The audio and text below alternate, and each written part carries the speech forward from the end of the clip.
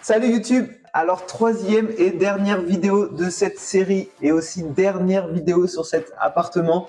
Je suis ravi d'être à ce stade de mon projet. Ça signifie qu'on est au bout. J'ai des locataires, j'ai tous les chiffres. Je peux vous expliquer tous les ratios, tous les rendements, où est-ce que j'en suis, quel est l'impact sur mon patrimoine, quels sont mes flux financiers liés à cet appartement. J'espère que cette vidéo vous plaira. C'est la première qui me demande du travail. J'ai préparé sur mon ordinateur des slides pour vous expliquer et rendre ça simple, ludique, clair, compréhensible. N'hésitez pas à mettre des likes et à commenter pour me dire si ça vous plaît. Moi, ça m'a demandé du travail, mais j'ai pris plaisir. J'espère que vous y prendrez plaisir aussi. Je vous retrouve tout de suite devant mon ordinateur. Allez, c'est parti. On rentre dans le détail. Alors, c'est un appartement qui était affiché en novembre 2023 à 149 500 euros. J'ai fait une première offre à 135 000. Novembre 2023, les taux étaient assez élevés, donc il fallait pas se priver de négocier. Donc voilà, 135 000. Le vendeur est revenu vers moi avec une contre-offre à 140 000. Je sentais qu'il y avait encore un peu de possibilité de négociation, donc j'ai fait une deuxième offre à 138 000. Offre qui a été acceptée. Donc net vendeur, frais d'agence inclus, 149 500. On est passé à 138 000. 11 500 euros de négociation. À cela, il faut ajouter les frais de notaire, 8 100 euros. Les frais bancaires, il faut savoir que moi, c'est une partie que je négocie absolument pas. Je préfère maximiser la durée et le minimum d'apport. Donc voilà, frais bancaires et caution, 3 700 euros. Ensuite, vous le savez, j'ai fait des travaux, j'ai beaucoup de vidéos dessus. N'hésitez pas à aller voir ma dernière vidéo où je détaille poste par poste, c'est 14 236 euros. Ensuite, le mobilier, 4 300 euros. Donc là, je viens l'inclure au projet, même si le mobilier en soi, ça n'entre pas dans mon patrimoine et dans mon actif, mais c'est un montant qui est nécessaire pour que je mette le bien en location. Donc, je l'ajoute dans ma vision globale du projet. Frais de création de SCI, pareil, c'est une société que je vais pouvoir réutiliser pour acheter d'autres biens potentiellement. Mais aujourd'hui, je l'ai créé pour ce bien-là spécifiquement, donc j'alloue tous les coûts à ce projet. Création de SCI, j'ai pas voulu y mettre la main, je me sens pas du tout à l'aise sur la partie légale, donc j'ai fait appel à un avocat fiscaliste, donc ça a un certain coût. Mais moi, je suis sûr de mes statuts, je suis sûr que le process a été bien fait, et ça m'a coûté 1 800 euros. Soit un total, un coût d'acquisition de 170 000 euros. Ça revient à 2 632 euros du mètre carré. Et là, forcément, ce qui est important, c'est de voir quelle est la valeur dans la zone où j'ai acheté, quel est le prix moyen au mètre carré. Donc je fais cette vidéo en mai 2024. Je suis allé sur un site très connu pour voir le prix au mètre carré, meilleur agent. Bon, les estimations, c'est un peu comme les promesses, ça engage que ceux qui y croient. Donc bon voilà, c'est juste pour avoir un ordre d'idée de où se situe le marché. Mais il ne faut pas prendre cette valeur comme argent comptant. Néanmoins, on voit que ici, dans la région toulousaine, là où j'ai acheté, le prix moyen au mètre carré est d'environ 2 800 euros. Donc on voit que le coût total d'acquisition est en dessous du prix moyen. La valeur théorique du bien serait de environ 182 000 euros, donc j'ai une plus-value latente si je vends le bien demain d'environ 12 000 euros. J'ai pas inclus la fiscalité, c'est un peu spécifique, et notamment là il y aura de la plus-value, donc voilà, je veux pas aller trop dans le détail. Donc si on enlève la fiscalité, ce qu'on peut retenir, c'est que normalement j'atterris avec un bien qui est un tout petit peu en dessous du marché. Une fois qu'on a vu cette partie sur le stock, on va passer au flux. Les flux, c'est quoi? Donc c'est tous les flux d'argent qui rentrent et qui sortent liés à ce projet. Donc il faut savoir que j'ai fait un emprunt. Donc j'ai emprunté 170 423 euros sur 20 ans à 3,98 avec 0 euros d'apport et 3 ans de différé. Donc le coût de cet emprunt, pour info, à ce taux-là, ce sera un coût total, si je garde l'appartement sur 20 ans et que je vais au bout de l'emprunt, ça me coûtera 80 000 euros. Assurance inclus. Donc voilà, c'est non négligeable. Après, c'est les taux qui jouent grandement là-dessus. Donc cet emprunt, forcément, il y a des mensualités. J'ai des mensualités, donc au début, de 550 euros, intérêt plus assurance. Après, ce que je vous ai mis en bas là, c'est la répartition entre les intérêts assurance et le capital. Vous avez le capital en bleu, intérêt assurance en rouge. Donc vous le savez certainement, dans un prêt immobilier, on rembourse beaucoup d'intérêts au début et cette portion d'intérêt vient se réduire au fil des mois. Donc, le montant que j'ai mis ici, c'est un peu le plus mauvais scénario. Au tout début, je paierai 550 € d'intérêt et d'assurance. Et petit à petit, mois après mois, ce montant va venir diminuer. Donc voilà, 550 €. Ensuite, charges copro. Les charges copro mensuelles sont assez élevées, 182 €, mais ça s'explique par le chauffage collectif. C'est la première fois que j'achète un appartement avec un chauffage collectif. Je pense que ça se porte bien à mon projet parce que j'inclus tout dans mes colocations, notamment l'électricité, notamment le chauffage. Donc le fait que le chauffage soit dans les charges, pour moi, ça ne me pose pas de problème. Donc voilà, on est à 182 € de charges copro. Taxe foncière, 78 € par mois. Voilà, dans le 31 300 Toulouse.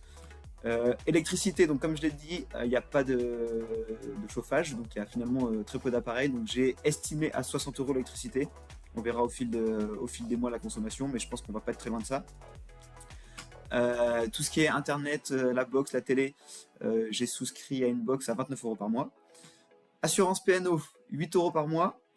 Assurance habitation, moi je fournis l'assurance habitation. Je propose des colocations vraiment clés en main. Je veux que les personnes arrivent et elles aient juste à poser leur valise. Voilà, c'est un choix, ça me permet d'attirer un certain type de population, notamment potentiellement des étudiants étrangers qui n'ont rien à faire et qui recherchent la simplicité.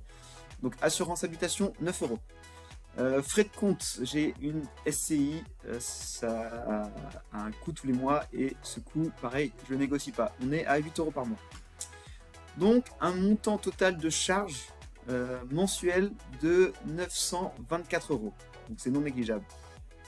À ça, qu'est-ce qu'il faut ajouter? Il faut venir ajouter le loyer. Le loyer, j'ai trouvé mes locataires, je loue 510 € la chambre, tout inclus.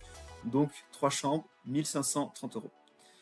Ensuite, à ça, il faut venir retirer une partie, mais qui est une sorte d'épargne forcée, qui est la partie capitalisante de la mensualité d'emprunt. Donc, comme j'ai dit au début, on a 550 € d'intérêt d'assurance et on a aussi 480 € de capital que je vais venir rembourser, mais qui va venir dans mes flux en négatif. Donc, une fois qu'on a pris ça en compte, il me restera par mois 126 €. Bon, là, déjà, vous pouvez avoir deux réactions. Vous pouvez vous dire, donc c'est un appartement que j'ai visité il y a à peu près 10 mois, donc vous pouvez vous dire, tout ce travail pour 120 € par mois, est-ce que ça vaut bien le coup de faire tout ça? Pour moi, c'est la question ne se pose même pas. Vous avez compris que j'ai emprunté la totalité de la somme, 170 000 €. Donc, techniquement, je n'ai pas mis 1 € de ma poche pour ce projet. Et je vais récolter 120 € par mois en liquidité, enfin sur la trésorerie de ma SCI. Et en plus de ça, le vrai enrichissement patrimonial qui se fait, c'est en prenant en compte le cash flow et le capital remboursé. Et si on somme ces deux résultats, on a un gain, on a un enrichissement en termes de patrimoine de 600 € par mois. Là tout de suite, c'est des chiffres qui sont plus négligeables. Personnellement, mettre 600 € de côté par mois juste sur le salaire, c'est quelque chose qui est assez fastidieux. Alors que là, ça se fait en automatique, presque en automatique. En tout cas, c'est pas de l'argent que j'injecte moi, c'est payé par les loyers. Et voilà, donc c'est certes beaucoup d'efforts, mais pour moi, le jour vaut la chandelle. 600 € par mois, j'hésiterai pas, je le referai. On n'est pas sur un projet hyper rentable, mais le contexte avec les taux élevés n'était pas forcément évident, donc je suis déjà content d'atteindre au moins l'équilibre. Alors c'est très beau, c'est très bien, on a vu tous ces chiffres, maintenant il faut se poser la question de la limite de ces chiffres. Cette analyse et cette étude, il faut la faire avant le projet pour savoir dans quoi vous vous engagez, et il faut la faire une fois le projet terminé, que vous avez trouvé les locataires, que vous avez fini les travaux, etc., pour savoir où est-ce que vous en êtes sur votre projet. Mais il ne faut pas non plus prendre ces chiffres et cette analyse pour la réalité. Le monde, c'est pas des fichiers Excel, donc il y a des limites à cette étude. Les limites pour moi, c'est la vacance locative. On verra. J'ai 2 autres colocations pour lesquelles j'ai très peu de vacances. Mais voilà, on verra le contexte, on verra au fil des années. Je ferai un calcul final avec la vacance locative dans quelques années. Mais voilà, c'est clairement une limite. Il y aura forcément des semaines ici et là de vacances locatives. L'augmentation des charges, forcément. L'inflation et le niveau de vie, le coût de la vie augmente. Donc j'aurai une augmentation des charges que je ne peux pas estimer aujourd'hui. Ce serait totalement irréaliste. Mais voilà, il faut le savoir. Les travaux à venir de la copro, notamment, je sais que j'ai un ravalement de façade qui va tomber prochainement. En tout cas, moi, je vote pour parce que c'est nécessaire pour le bâtiment. Donc voilà, il y aura des coûts en plus. Je le sais et il faudra les inclure dans le projet. Après, dans les limites, mais dans le bon sens, c'est l'augmentation des loyers. Forcément, les loyers vont augmenter au fil de l'eau.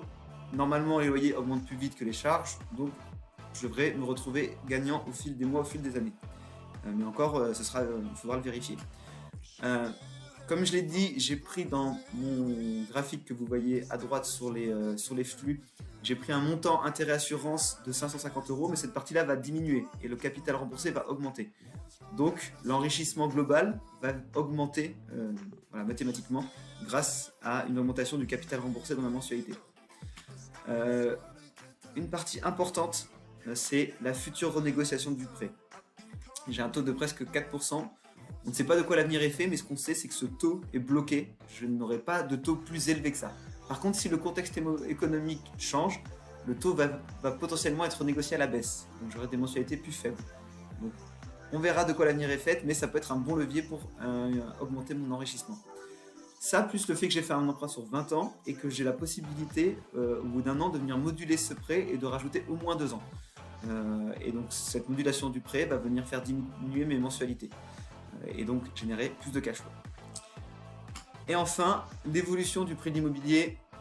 On n'a pas de boule de cristal, on ne sait pas si ça va monter, si ça va baisser, mais en tout cas c'est une des limites de cette analyse, c'est que on est dépendant de l'actif et de l'immobilier, de l'évolution du marché. Voilà, une fois qu'on sait ça, il ne faut pas se donner de frein, il ne faut pas se bloquer, il faut y aller, il faut poser les calculs, il faut être carré, mais il faut savoir que ça ne se passera pas comme dans ces calculs.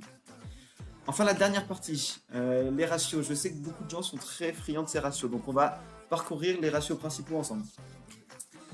Le premier ratio qu'on croit souvent, c'est la rentabilité brute. La rentabilité brute, c'est le loyer, 1530 € multiplié par 12 pour l'avoir sur l'année, divisé par le prix d'achat, 138 000. Ça me donne une rentabilité brute de 14%. Pour moi, ce chiffre ne veut rien dire. C'est un chiffre que j'entends très souvent de la part des agents immobiliers. Il n'a absolument aucune valeur. Voilà, je vous le dis. Un autre chiffre qu'on croit souvent, c'est la rentabilité. On peut presque parler de rentabilité nette, mais en tout cas, le niveau supérieur de rentabilité, c'est les loyers annualisés divisé par le prix global de revient. Donc moi, dans mon cas, 170 000 €. Donc là, on se retrouve avec une rentabilité de 11%. Ça a déjà plus de sens, mais on est toujours pour moi sur un chiffre qui n'a pas vraiment de cohérence et pour lequel je n'accorde aucune importance. Un autre chiffre important qu'on croit souvent, c'est, je l'appelais la rentabilité patrimoniale. C'est en gros, je prends les loyers moins toutes les charges que j'annualise et que je viens diviser par le prix de revient. Donc là, en gros, je prends l'enrichissement annuel, divisé par le prix de revient. Et on tombe à une rentabilité patrimoniale de 4,3%. Et enfin, le chiffre qui commence à avoir du sens, c'est la rentabilité net. Donc là, c'est le cash flow. Donc loyer moins charge, moins capital d'emprunt, divisé par le prix de revient. Et on se retrouve avec une rentabilité net de environ 1%. Bon, une fois qu'on a vu ces ratios, très bien, c'est marrant de jouer sur Excel, mais pour moi, ça a une valeur très limitée. Après, il faut savoir que le but des ratios, de ce type de calcul, le but de ces ratios, c'est de comparer des investissements les uns par rapport aux autres, que ce soit des investissements immobiliers ou autres. On le sait, c'est connu, le meilleur ratio pour calculer des investissements, c'est le TRI, le taux de rendement interne. Vous trouverez plein de vidéos là-dessus. Mais le TRI, pour le calculer, il faut estimer la totalité des flux financiers du projet jusqu'à la sortie, jusqu'à la vente. Donc c'est un peu compliqué. Moi, j'aime pas. Moi, je calcule les TRI que lorsque je me sépare de biens et que je termine des projets. Par contre, moi, il y a d'autres ratios qui m'importent beaucoup. Et je vais vous les présenter maintenant. Donc, c'est des ratios que j'utilise personnellement. Le premier, c'est celui que j'appelle le cash flow sur capacité d'emprunt. Le nerf de la guerre dans l'immobilier, c'est de faire des emprunts immobiliers pour faire financer ses biens. Les emprunts immobiliers sont capés par les banques. Donc, il faut maximiser ces investissements pour que l'impact sur la capacité d'emprunt soit la plus faible possible. C'est pour ça que moi, je compare mes investissements et je calcule. Là, le cash flow généré par mon investissement, donc ici 126 €, divisé par la mensualité d'emprunt, donc combien de mon taux, de ma capacité d'emprunt je dois mettre dans le projet pour générer ce cash flow. Mais je prends aussi en compte le fait que le projet va me générer un loyer et ce loyer va venir augmenter ma capacité d'emprunt. C'est la partie que vous voyez ici. Donc on a un loyer de 1 530 € par mois. Par sécurité, les banques prennent un ratio entre 70 et 100% selon les banques et les contextes économiques sur ces loyers. Donc ici, moi j'ai mis 80%. Et on sait qu'on peut facilement se faire financer à hauteur de 35%. Donc je prends 35% de ce montant. Et lorsque je fais ça, donc que je calcule le cash flow généré par la mensualité de mon emprunt, prenant en compte les loyers de mon bien, j'obtiens 21%. Et je comparerai dans d'autres vidéos ce 21% à d'autres projets. Donc ça, c'est un ratio que moi j'utilise. L'autre ratio, c'est le même, sauf que je ne viens pas regarder le cash flow, parce que le cash flow, c'est que la partie visible de l'iceberg. Je viens regarder l'enrichissement patrimonial, donc les 600 €, le capital remboursé plus le cash flow. Et on voit qu'en faisant ce calcul-là, j'ai un ratio de 100%. Et pareil, je comparerai à d'autres projets. Mais pour moi, c'est les deux ratios que j'utilise beaucoup. Et après, il y a un troisième ratio que j'utilise. Mais là, c'est plus pour me dire, est-ce que je dois garder le bien ou le vendre? Je l'appelle la rentabilité des capitaux propres, même si c'est pas tout à fait ça, les financiers ne me tombaient pas dessus. Mais l'idée, c'est de comparer le cash flow, donc qu'est-ce que j'arrive à générer comme cash flow, par rapport à la valeur de mon patrimoine. Donc à la valeur de mon actif, mes valeurs nettes. Donc la valeur nette de l'actif, c'est demain, si je vends l'appartement, je le vends, on a vu tout à l'heure, 182 000 €. Et en face, j'ai une dette de 170 000. Donc la valeur de mon actif net dans mon patrimoine, c'est la différence entre ces deux chiffres, et donc 12 000 €. Et bien ces 12 000 € qui sont dans mon patrimoine net via cet actif, ces 12 000 € aujourd'hui me permettent d'avoir un cash flow de 126 € par mois. Et donc c'est ce ratio, combien d'argent je dois laisser pour générer ce cash flow. Donc si on prend l'exemple aujourd'hui de mon bien immobilier, on a une rentabilité des capitaux propres de cet appartement de à peu près 13%. Et ce qu'il faut comprendre, c'est qu'au fil des années, déjà le cash flow va augmenter un peu, comme on l'a vu précédemment, mais aussi la dette va diminuer, parce que tous les mois, on va rembourser de la dette. Donc le chiffre ici va diminuer. Donc le patrimoine net, lui, va augmenter. Et donc, on va se retrouver avec un nouveau cash flow un peu plus élevé qui va être généré via un capital, un patrimoine net plus important. Donc j'ai fait la simulation à 2030. Imaginons que j'ai un cash flow qui a augmenté un petit peu. En 2030, je génère 150 € de cash flow. En 2030, j'aurai une dette de 135 000 € à rembourser. Donc si on regarde mon patrimoine net, on est à 32 000 € de patrimoine net. Donc j'immobilise 32 000 € pour me générer un cash flow de 150 € par mois. Donc on se retrouve à une rentabilité des capitaux propres de 3,5%. Donc là, l'idée, c'est de se rendre compte qu'au fil des années, on immobilise de l'actif pour nous générer un cash flow qui, lui, a été plus ou moins défini au début du projet. Donc c'est en regardant ce type de ratio qu'on comprend l'importance de vendre des biens immobiliers. Parce que notre argent travaille de moins en moins fort et de moins en moins vite. Bon, j'espère que je ne vous ai pas perdu sur cette dernière slide. Moi, c'est des choses que j'utilise et je vous ferai d'autres vidéos pour vous montrer d'autres investissements et quels sont ces ratios. J'espère que ça vous a plu. N'hésitez pas à me donner, à mettre des commentaires. Déjà, ça me motive, c'est très agréable.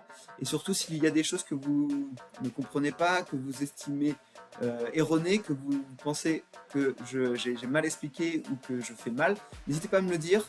L'idée, c'est d'avoir des retours constructifs et que moi je m'améliore dans mon cheminement en immobilier et que je vous partage ce que je fais et comment je le fais. Merci d'avoir vu cette vidéo, mettez un like, abonnez-vous. Allez, ciao.